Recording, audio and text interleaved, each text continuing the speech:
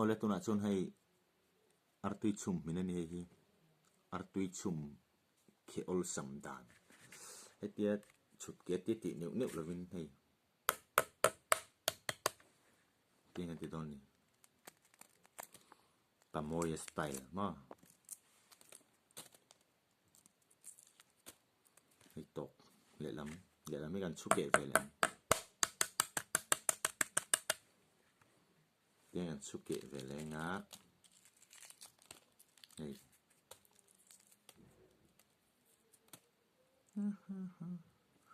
van cốt kher moya min non zon chuan tiếng con tiếng hiện tộc view tiếng tiếng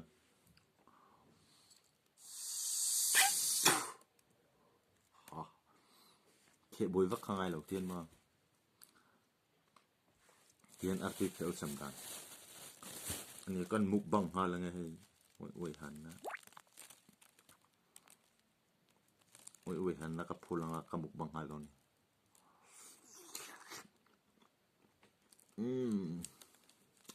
delicious tuy tục lâu từ về rồi hay tuy thì hơn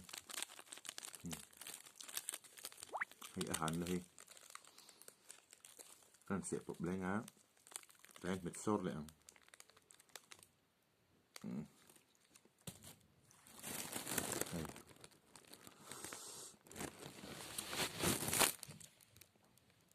không mà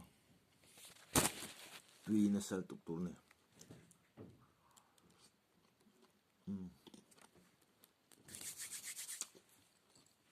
tuy nó tục chúng ta chơi in lắm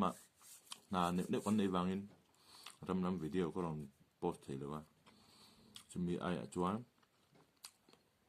arti pakat mukbang karon da ani hi 감사합니다.